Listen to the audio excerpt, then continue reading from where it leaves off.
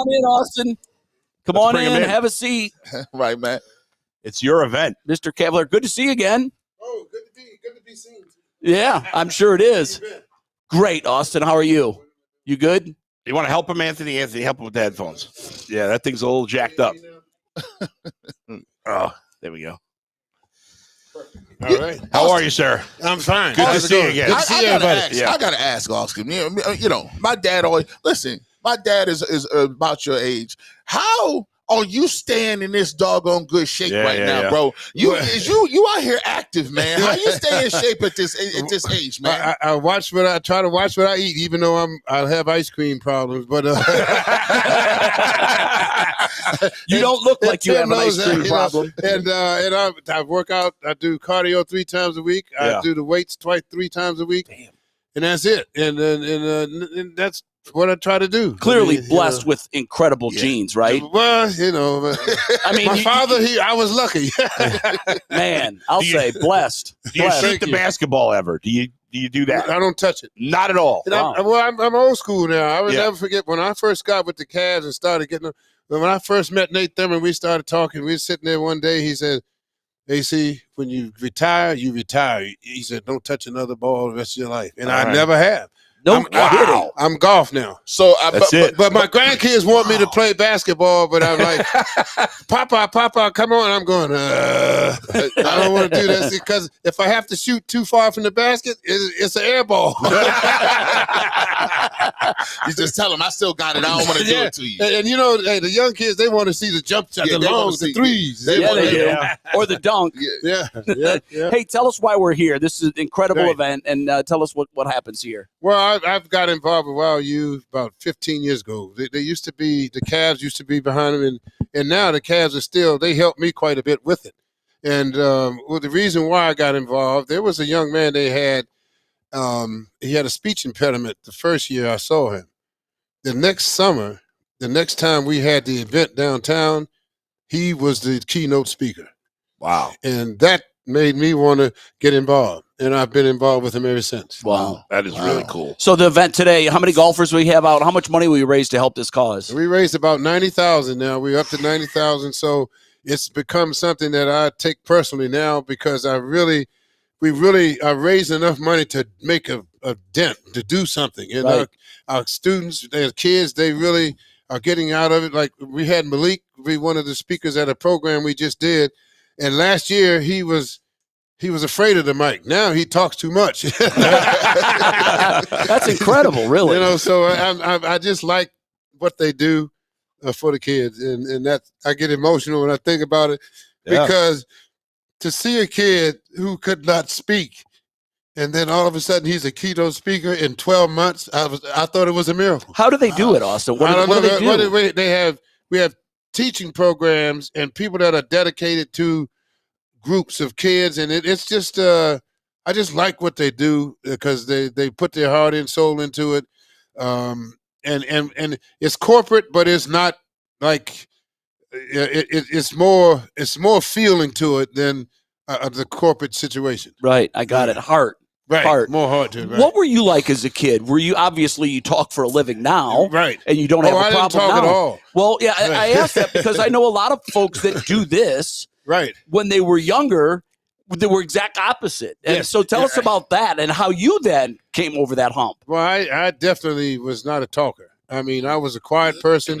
And that just was my personality. If you look at all the interviews I had when I was in college, after the game, I set the NCAA record. People thought I was comatose. I was in yes, no, maybe, I don't know, that kind of stuff, you know. Yeah. But and then it just started to progress. And when I got into the more interviews I did while I was playing, I started getting into it. And when I met people like Fred McLeod and Frank Gleber, people like that kind of nursed me into being more vocal in expressing myself, and that's kind of how it started. It's the key to life. And yes, you know, before I even started this, I was in my 30s before I even got into broadcasting. Okay, I was working in Instantly, I'm listening to you all on the weekends. I appreciate you. I appreciate you. And I grew up listening to you, and I thought it was always great that you talked the way you talked, right? Usually, sometimes you get on the microphone and you get cookie cut, and then they teach you got to say this and they say that. Right. What gave you the spirit to say, hey, he got him a bird? What do you get? I was saying, yo, that's the craziest thing I've ever heard. He just said that on national TV and it's fire. Like, what made you get into that type of in your bag like that, where you gonna say, I'm gonna deliver it like I'm gonna deliver it? Well, I Frank Gleaver was the first one to tell me, and you know how the guys do, because you're there. He just told me, he said, be yourself. He said, when you're not yourself, it comes over on the air, and you have to be yourself. And so I just let it go. And getting with Fred, and I started with Michael Reagan. And Michael Reagan was definitely that way. Yeah, oh yeah. So I had to kind of let myself go too. And then when I got with Fred, that just all solidified everything, and it gave me freedom. And when you announce and broadcast with freedom, naturalism comes out, and you come out, and the audience can feel it.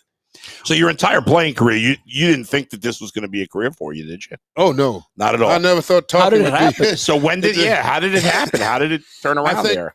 If I remember correctly, somebody got sick or something happened, and that's how they found out I had done some stuff with Dallas, and they gave me a chance, and that was it.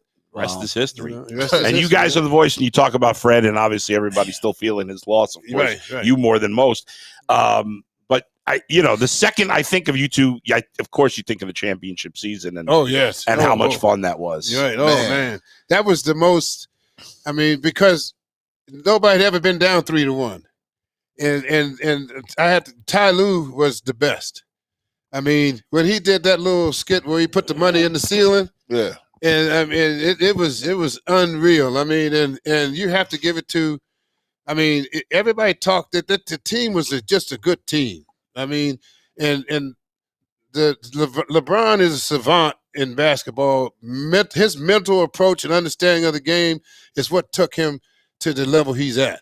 And believe me, the shot he blocked, but his momentum going this way, he could have easily hit it into the board. It was probably called goaltending. Yep. He actually, if you watch he goes this way with the ball, which swipes the ball away from the basket, and it never touched the board. And I mean, and then the shot Kyrie hit. Oh, Kyrie wanted Curry bad too. Kyrie, as soon as he saw Curry, I knew he wasn't passing that ball. No, Austin, we talked about that last week, and sometimes you forget. You got to go back and look. I think the way Kyrie left, it kind of left people a bad taste in their mouth. But when you go back and look, that season, he was a bad man. He was. He was not playing around. I think the greatest game I've seen is the 40-point game to get the cap. The 2 40-point when they both had 40. Oh man! I was at home. I couldn't even. Listen, I told my wife. I said, "Listen, you gotta go in the other room. I gotta sit here. Just let me just be in my fit, because right now this is tough." And they did that in Golden State. To me, I was like, man, that was one of the greatest moments I've seen. And to me, that's when they won the series. That game, because that game. It almost Golden State was like we're helpless. What do we do? Because we can't stop either one of them. I mean, it was unbelievable. That was a great series, but it was such a good team concept, because the shot that LeBron blocked to take us to that shot for Kyrie, JR slowed up Iguodala just enough to make him have to change his position, and that extra split second gave LeBron a chance to get there. Man. I mean, it was just so much going on there, man, and we weren't supposed to be there. Fred and I were there. There was about 8 people around us speaking all kind of languages. We shouldn't have been in the arena, because the league does not allow you to broadcast. Right. Yeah. And we broadcasted back to the arena, and it was unbelievable. I mean, but when JR hit those points coming out of the first half, the whole place was like, it was like somebody died. And I said, "Oh, we got a shot now." and to me, it's incredible, but maybe to you, it's not as crazy, because you were around him so much that nearly a decade later, LeBron is still one of the best players in the NBA. This is unheard of. Some people are born for certain things. LeBron James was born to play basketball. It's insane. I mean, his mental approach to the game and how he puts the puzzle together and how it works. I mean, it's just off the chart. I don't see many guys that have they have the physical ability. Sure. But they don't have the mental part to put with it. And he has both. He was gifted with both. Austin, here's the toughest question you're going to answer today. Okay. You probably answer it every day. Mm-hmm. Will you see him in a Cavs uniform again? Yeah. Why would you ask me? Because I love you, brother. I let the OT ask. There you go. I let you get that. Yeah. I was hoping. I said, please. I know you were. I know you were. Obviously, the fans are thinking that way. You're reading some things now about there are teams that are contacting the Lakers about a potential trade or a buyout or whatever. Right. To me, if I'm writing the fairy book LeBron James story, I think the perfect ending chapter is he comes home again and does it again and says goodbye. Yeah. Well, that's two-story book there. Yeah. It's like made for Hollywood. Yeah, it's made for Hollywood, and then he lives in Hollywood. Yes, So he does. I don't know if that would happen though, because I don't know. I think the Cavs have kind of moved on from that with the team that they're trying to develop now. Sure. But so I don't know. It's hard to speak on that, but at the same time, it wouldn't be bad. I can't be mad at it. I can't be mad at it. Right? I mean, it is what it is. But right now, I would say it's not on the radar. AC, last thing before I let you go, Evan Mobley, Jason Lloyd, and our guys who are basketball experts on our show, they keep saying to me, Cavs to win a championship, Evan Mobley has to ascend to be the best player on the team. Do you believe that, and do you think he's capable of that? I look at it this way. I think Mobley has an opportunity. His ceiling is, to me, his style of game is he's not going to be a 30-point guy because he does so many other things. He's going to have 4 or 5 blocks, 7 to 10 rebounds, 20, 25 points, and he'll do that every night. I don't think if you try to put him in a situation where he has to score every time and he's getting the ball to make major baskets all the time, I think that takes away from who he is. Okay. As a player. Yeah. Because the man is great and he takes a step every year. Now he's already defensive player of the year. Now he brings his offensive game along.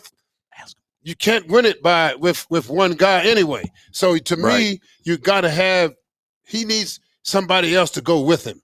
He can't be the main guy. I don't say he can be the best player, right? But he can't be the main guy because I don't think that's in his nature as a player. But he's going to give you all you need. But I don't think as the main guy. I think I'd like to have him as my second guy. Hey, I know that we said last thing, but Shams is reporting that Koby Altman has signed an extension to stay with the Cavaliers through the 29-30 season. Talk about the importance of that. How that continuity just helps. That's how you win championships. That's right. It's continuity. You got to have it. And Kobe's done a super job with keeping everything together, and especially in the little turmoil as far as getting past the second round is concerned, he's keeping his vision intact, and he's not letting outside noises affect the way he handles things. And I think that's important, very important, and that's good to keep the Cavs going in the right direction philosophically. Sure. That is important if you're going to reach your goal. The Celtics took 7 years to do it. Sure. So they didn't change their course. They stayed with it, and I think the Cavs are doing exactly what they need to do. If people want to help with the cause, and I know you've raised a lot of money, our viewers are so kind. We have memberships, and oftentimes one of our viewers, and we do chats at the end of the show, they'll send in super chats. They say, hey, I want to gift 20 memberships to viewers, and then they're randomly selected, and they get the paid membership to our deal. So our viewers are very kind. If someone is watching right now and they want to send money in to the cause, do they is there a website they can go to contribute? How do we do that? Do we know?